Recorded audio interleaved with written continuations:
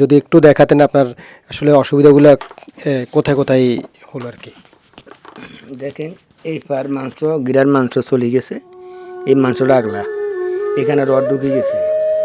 এই দ্বিতীয় এইখানে এই পার হ্যাঁ মাংস এই গিরার মাংস চলে গেছে। কিন্তু এখনো যে ফুটতে ফুটতে 3 মাসে এতটুকু আসছে। এই অনেকদিন পর্যন্ত আমার এই গাটা আলোয় টাকা পয়সা যা তিনি আমি আনি উদার দার করে করদ মরদ করে খাইতেছি। কোনো ফার মাংস গিরার থেকে মাংস আগলো হয়ে গেছে, ফার গিরার এ টলমল এখনও করতেছে, হালকা কচু টানি আইছি। ভাই চলাফেরা টোটালি এখন পর্যন্ত করতে পারেন না, স্বাভাবিকভাবে চলাফেরা করতে পারেন না।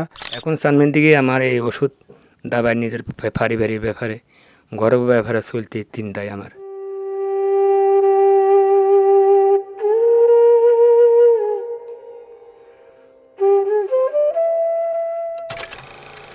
আউযু বিল্লাহি মিনাশ শাইতানির রাজিম, বিসমিল্লাহির রহমানির রহিম।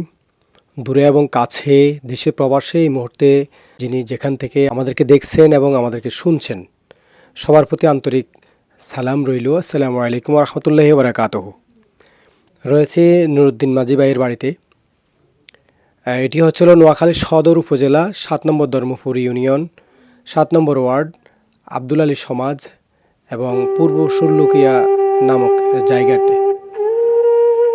তো নুরুদ্দিন মাঝি ভাই আপনারা অনেকে ওনাকে চিনে থাকবেন।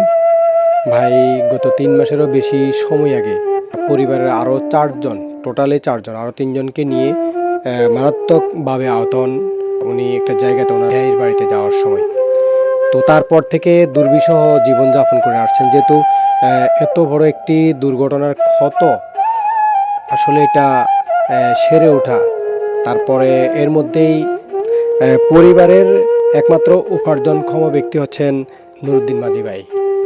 তো নুরুদ্দিন মাঝি ভাইয়ের আসলে বর্তমান কি অবস্থা, আমরা আজকে ওনাকে দেখতে এসেছি এবং আপনাদের কাছে এই কন্ডিশনটা, ওনার যে বর্তমান অবস্থানটা আসলে আমরা শেয়ার করতেছি। তো নুরুদ্দিন ভাইয়ের কাছ থেকেই জানবো মূলত ঘটনাটা কীভাবে ঘটেছিল এবং বর্তমানে নুরুদ্দিন ভাইয়ের কী অবস্থা। ঘটনা ঘটছে যে আমার ব্যয় অ্যাক্সিডেন্ট খাইছে, ওরে আমরা সাইতাম গেছিলাম শুক্রবারে জমার পরে দিয়ে আটকলিয়াতেন আমাদের বাড়ি থেকে আটকলিয়া গেছে। আটকলিয়াতেন যে মেদান মান্নানের ফ্যাক্টরি আছে ওইখানে একটা রানিং আছে, রানিংয়ের মধ্যে ওই অটোটা আমার করে উল্টে দিছে। কোন গাছ ছিল মারো না, ডাইরেক্ট উল্টে দিছে। টার্লিং ছিল টার্লিংয়ের মধ্যে। ওইখানে আমার জামাই নাতি মেয়ে আমরা 4 জন অ্যাক্সিডেন্ট খাইছি। আজকে 3 মাস 4 দিন, আজকে বৃহস্পতিবার 3 মাস 4 দিন বরাবর। এখান থেকে আমরা হাসপাতালে, সদর হাসপাতালে 5 দিন আসছিলাম। থাকবার পরে আজ বাড়িতে আসি। অনেকদিন পর্যন্ত আমার এই গাটা আলোয় টাকা পয়সা যা তিনি আমি আনি উদার দার করে করদ মরদ করে খাইতেছি। এখন সানমিনি দিন সোলম কিবা আছে কিবা নাই, আমার কাছে আমার কাছে তন্ত্র আমার কাছে আর নাই। এখন সানমিনি হতে আমি অনেক কষ্ট কাজ করতেছি। এই জন্য তো ধার খরচ যা করছি, এখন সানমিনি দিকে ধার খরচও পাইতেছি না। কারে কি দেয় এই সময় ব্যাগ দেশে গেছে, সব বন্যা পরিস্থিতি, কারে কে দেয়। এখন সানমিন দিকে আমার এই ওষুধ দাবার নিজের পারিবারিক ব্যাপারে ঘরোয়া ব্যাপারে চলতে তিন দায় আমার। এই ফার মধ্যে রড ঢুকছে, দোনো ফার মাংস গিরার থেকে মাংস আগলো হয়ে গেছে, ফার গিরার এ টলমল এখনও করতেছে, হালকা কচু টানি আইছি। হ্যাঁ এখনও ফুরে আসতেছি না, বইতে আসি না, উঠতে খাই পারতেছি না, বহুত কষ্ট আমি করতেছি এখনও করে। আমি মাজুর তো বালাই আছে। জি, নুরুদ্দিন মাঝি ভাই আসলে যেমনটা জানালেন যে ভাই চলাফেরা টোটালি এখন পর্যন্ত করতে পারেন না, স্বাভাবিকভাবে চলাফেরা করতে পারেন না। কোনো রকম কাজ তো দূরের কথা, টোটালি চলাফেরা করতে পারেন না। যদি একটু দেখাতেন আপনার আসলে অসুবিধাগুলো কোথায় কোথায় হলো আর কি। দেখেন এই পার মাংস গিরার মাংস চলে গেছে, এই মাংসটা আগলা এখানে রড ঢুকে গেছে। এই দ্বিতীয় এইখানে এই পার হ্যাঁ মাংস এই গিরার মাংস চলে গেছে, কিন্তু এখনো যে ফুটতে ফুটতে 3 মাসে এতটুকু আসছে। এইটুকু আছে।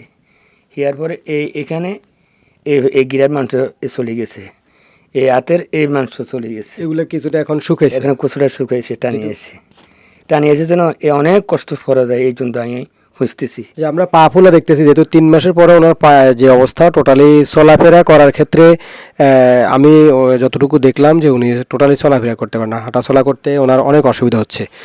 আর হলো কত বড় একটি ভয়াবহ অবস্থা হলে পুরো পরিবার একসাথেই পরিবারের যে মেয়ে এবং মেয়ে জামাইয়ের সাথে নাতি ছিল এবং উনি টোটালে 4 জনে একসাথে দুর্ঘটনার কবলে পড়েন এবং আমরা ওনার শিশু নাতি যেটা আর কি একবারে ছোট বাচ্চা তার মাথায়ও সেলাই দেখলাম, অনেকগুলো সেলাইয়ের একটা দাগ দেখলাম।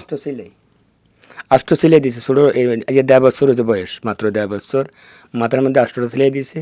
আমার জামাই পার মধ্যে দিছে 3 সিলাই, আর আমার তো বডিতে রড ঢুকছি। এটা অনেক গতি ছিল, মানে অনেক যখন গতি ছিল, অনেক গতি ছিল। সাহেব হয়ে পরে আমি গাড়ির তলেই ছিলাম, ওরা তো বাইরে হয়ে গেছে, আমি গোড়া গাড়িটা আমার বুকের উপরে। ওই গাড়ির যে ব্যারিং আছে, ব্যারিংয়ের সাথে ওই বোরের মানুষগুলো সব সিম লয়ে গেছে। যে ভাইয়ের জন্য আপনারা আল্লাহর কাছে দোয়া করবেন যেন অতি দ্রুত নুরুদ্দিন মাঝি ভাই সেরে ওঠেন এবং স্বাভাবিক জীবনে ফিরে আসেন। স্বাভাবিক জীবনে ফিরে আসলে আসলে পরিবারের একমাত্র উপার্জনক্ষম ব্যক্তি। আমাদের আসলে দায়িত্ব, সামাজিক দায়িত্ব রয়েছে, সামাজিক দায়িত্ববোধ থেকে কিন্তু নুরুদ্দিন মাঝি ভাইয়ের জন্য আমাদের ওনার খোঁজ খবর নেওয়া, ওনার পাশে দাঁড়ানো একান্তভাবে আমাদের উচিত। আর ইতিমধ্যে ধর্মপুর ইউনিয়নের বিশিষ্ট সমাজসেবক শরীফুল ইসলাম ভাই নুরুদ্দিন মাঝি ভাইয়ের পাশে দাঁড়ানোর অঙ্গীকার করেছেন, চেষ্টা করছেন এবং শরীফুল ইসলাম ভাইয়ের মতো আপনারাও এগিয়ে আসুন নুরুদ্দিন মাঝি ভাইয়ের পাশে, যাতে করে নুরুদ্দিন মাঝি ভাইয়ের যে বর্তমান অসুবিধা রয়েছে, অসুবিধার এমত অবস্থায় আপনাদের পাশে থাকা আমি ব্যক্তিগতভাবে কামনা করছি এবং সকলে নুরুদ্দিন মাঝি ভাইয়ের জন্য দোয়া করবেন।